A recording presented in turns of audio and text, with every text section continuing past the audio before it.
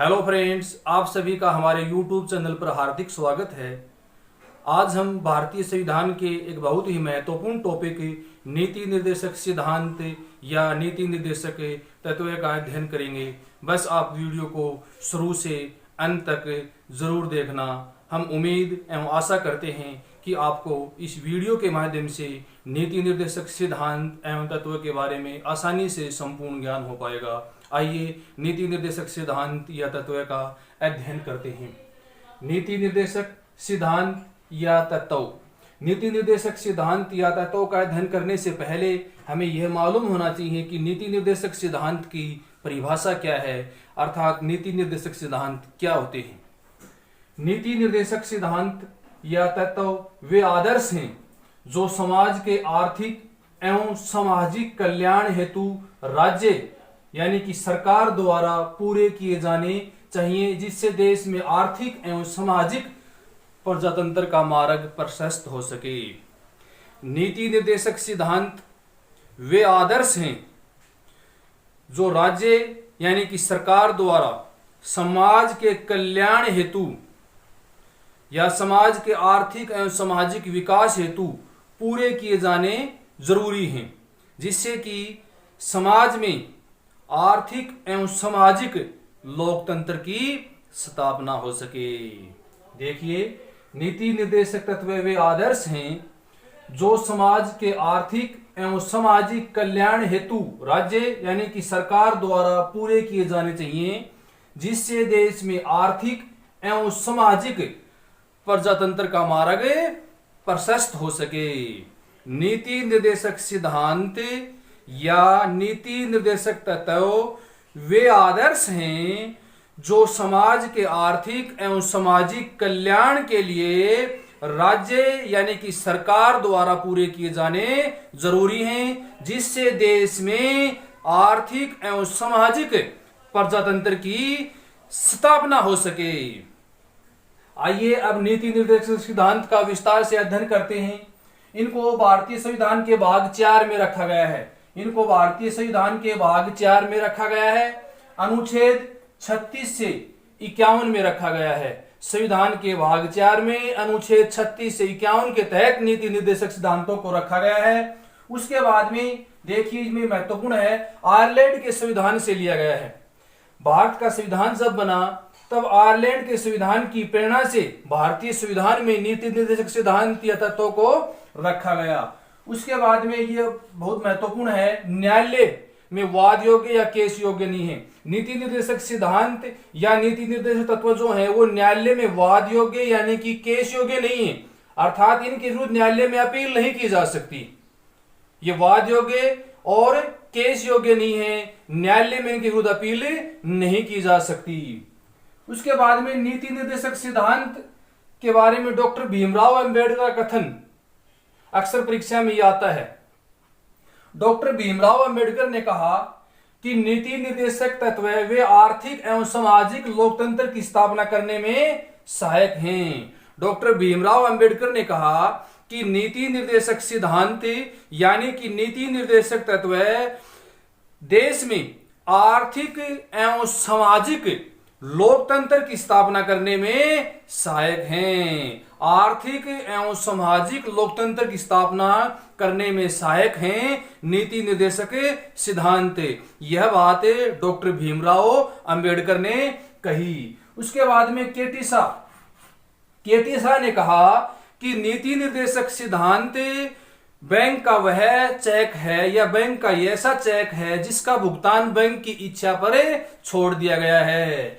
केटी शाह ने कहा कि नीति निर्देशक सिद्धांत ऐसा चेक है जिसका भुगतान बैंक की इच्छा पर छोड़ दिया गया है।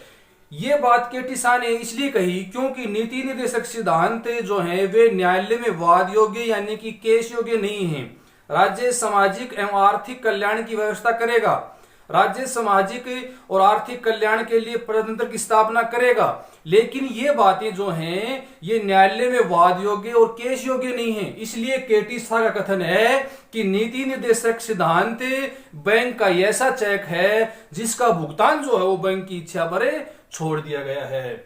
उसके बाद में देखिए भाग 4 को प्रशासन की आचार संहिता कहा गया। भारतीय संविधान का जो भाग 4 है उसको प्रशासन की आचार संहिता कहा गया। क्यों? क्योंकि भाग 4 में नीति निर्देशक सिद्धांतों को रखा गया है, इसलिए भाग 4 को प्रशासन की आचार संहिता कहा गया।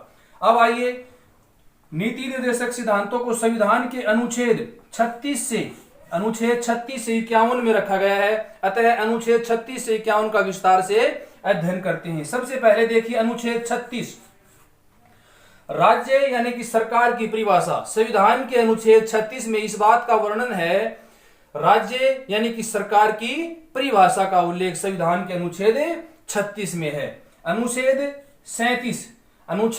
37 नीति निर्देशक तत्व न्यायालय में वाद योग्य, केस योग्य नहीं है। नीति निर्देशक तत्व जो हैं वो न्यायालय में वाद योग्य, केस योग्य नहीं है, अर्थात इनके विरुद्ध न्यायालय में अपील नहीं की जा सकती। इस बात का उल्लेख संविधान के अनुच्छेद 37 में है। उसके बाद में अनुच्छेद 38 देखिए, राज्य यानी कि सरकार कल्याण के लिए सामाजिक व्यवस्था करेगी। राज्य यानी कि सरकार देश के सामाजिक कल्याण के लिए सामाजिक व्यवस्था करेगा। यानी कि राज्य कल्याण के लिए देश में निवास करने वाले जो लोग हैं उनके सामाजिक कल्याण के लिए सामाजिक व्यवस्था करेगा। इसका उल्लेख संविधान के अनुच्छेद 38 में है। उसके बाद में संविधान का अनुच्छेद 39, आर्थिक एवं सामाजिक लोकतंत्र की स्थापना।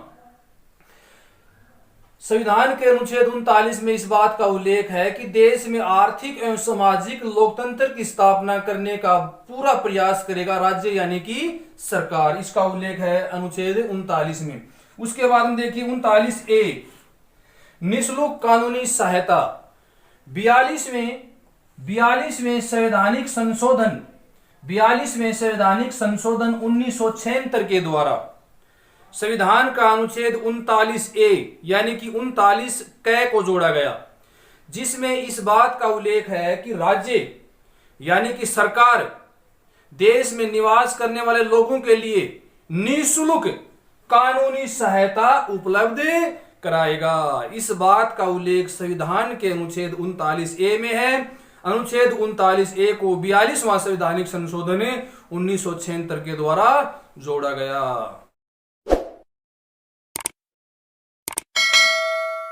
अनुच्छेद 40 में पंचायती राज व्यवस्था एवं पंचायती संगठन का उल्लेख है। अनुच्छेद 40 में भारत के गांवों में पंचायती जो राज व्यवस्था है उसका उल्लेख तथा भारत के ग्रामीण क्षेत्र में पंचायती संगठन का उल्लेख है भारत के संविधान के अनुच्छेद 40 में। उसके बाद में अनुच्छेद 41 में राज्य रोजगार, शिक्षा, वृद्धा व्यवस्था, विकलांग तथा बेरोजगारी के लिए व्यवस्था और लोक कल्याण की व्यवस्था करेगा।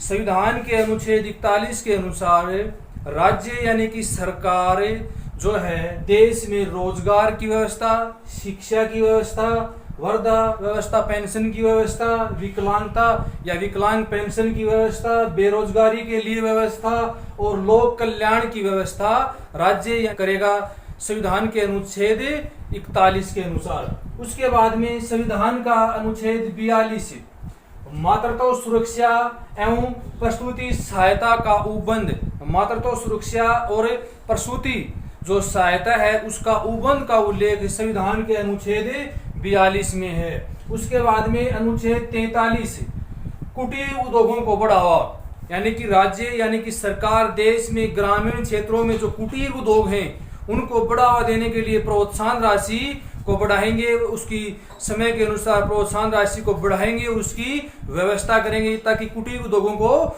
बढ़ावा मिले। इसका उल्लेख संविधान के अनुच्छेद 43 में है। अनुच्छेद 43 का कर्मचारियों के हितों का संरक्षण। राज्य यानी कि सरकार जो कर्मचारी हैं उनके हितों का संरक्षण करेंगे और यह अनुच्छेद 43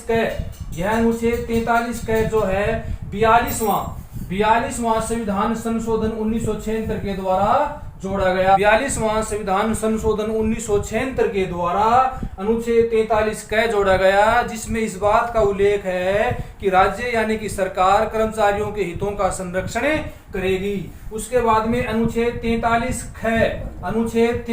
ख राज्य सहकारी समितियों के प्रबंधन की व्यवस्था करेगा। राज्य यानी कि सरकार जो सहकारी समितियां हैं उनके प्रबंधन की व्यवस्था करेगा। और यह अनुच्छेद 43 ख जो है 97वां संवैधानिक संशोधन 2012 के द्वारा जोड़ा गया, जिसमें इस बात का वर्णन है कि राज्य यानी कि सरकार जो सहकारी समितियां हैं उनके प्रबंधन की व्यवस्था करेगी। उसके बाद में अनुच्छेद 44 समान नागरिक संहिता का उल्लेख है। अनुच्छेद 44 में समान नागरिक संहिता का उल्लेख है। उसके बाद में अनुच्छेद 45 0 से 6 वर्ष के बच्चों के पालन लालन पोषण की व्यवस्था राज्य यानी कि सरकार करेगी। सरकार यानी कि राज्य देश में 0 से 6 वर्ष के बच्चों के लालन पालन पोषण की व्यवस्था करेगी अनुच्छेद 45 के अनुसार। और यह अनुच्छेद 45 जो है 86वां संवैधानिक संशोधन 2002 के द्वारा जोड़ा गया। 86वां संवैधानिक संशोधन 2002 के द्वारा जोड़ा गया। और 86वें संवैधानिक संशोधन 2002 के द्वारा तीन महत्वपूर्ण तथ्य जोड़े गए। सबसे पहले देखिए अनुच्छेद 21A शिक्षा का अधिकार 86वें संवैधानिक संशोधन 2002 के द्वारा जोड़ा गया। उसके बाद में 11वां जो मूल कर्तव्य है वह भी 86वें संवैधानिक संशोधन 2002 के द्वारा जोड़ा गया। और उसके बाद में अनुच्छेद 45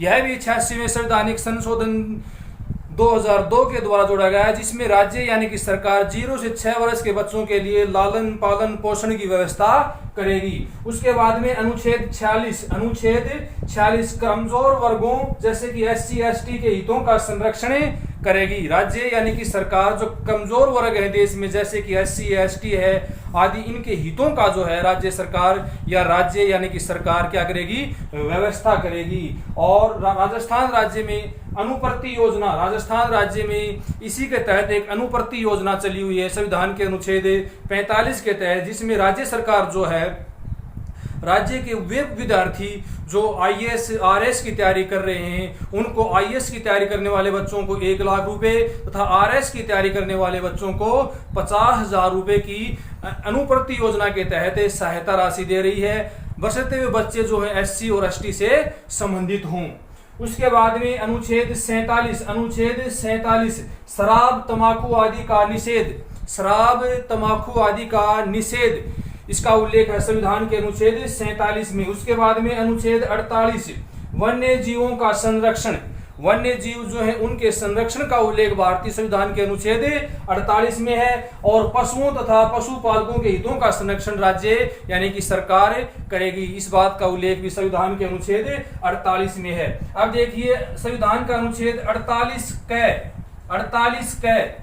48 क जोड़ा गया 42वां संवैधानिक संशोधन 1976 के द्वारा, जिसमें पर्यावरण के संरक्षण का उल्लेख है। उसके बाद में अनुच्छेद 49 राष्ट्रीय महत्व के स्मारक स्थानों और वस्तुओं का संरक्षण। राष्ट्रीय महत्व के जो स्मारक हैं, जो ऐतिहासिक स्मारक हैं, ऐतिहासिक स्थान हैं या ऐतिहासिक जो वस्तुओं से ऐतिहासिक स्थानों से संबंधित ऐतिहासिक व्यक्तियों से संबंधित जो वस्तुएं हैं उनका राज्य यानी कि सरकार क्या करेगी, संरक्षण करेगी। इसका उल्लेख संविधान के अनुच्छेद 49 में। अनुच्छेद 50 कार्यपालिका तथा न्यायपालिका का पृथकीकरण। कार्यपालिका तथा न्यायपालिका का जो पृथकीकरण है उसका उल्लेख संविधान के अनुच्छेद 50 में है। उसके बाद में संविधान का अनुच्छेद 51 इसमें इस बात का उल्लेख है कि अंतर्राष्ट्रीय शांति एवं सुरक्षा की अभिवृद्धि यानी कि राज्य यानी कि सरकार जो है वो अंतर्राष्ट्रीय शांति और सुरक्षा की अभिवृद्धि यानी कि उसको बढ़ाने के लिए प्रयास करेगी। इसलिए संविधान के अनुच्छेद 51 को भारत की विदेश नीति का आधार कहा जाता है। भारतीय संविधान के अनुच्छेद 51 को भारतीय विदेश नीति का आधार कहा जाता है, क्योंकि अनुच्छेद 51 में इस बात का उल्लेख है कि कि राज्य यानी कि सरकार अंतर्राष्ट्रीय शांति और सुरक्षा की अभिवृद्धि के लिए प्रयास करेगी। इसलिए अनुच्छेद 51 को भारत की विदेश नीति का आधार कहा जाता है। हमें आशा एवं पूर्ण विश्वास है कि आपको इस वीडियो के माध्यम से आसानी से समझ में आया होगा। अतः हमारे वीडियो को लाइक करें तथा हमारे चैनल को सब्सक्राइब करें। सभी दोस्तों को नमस्कार।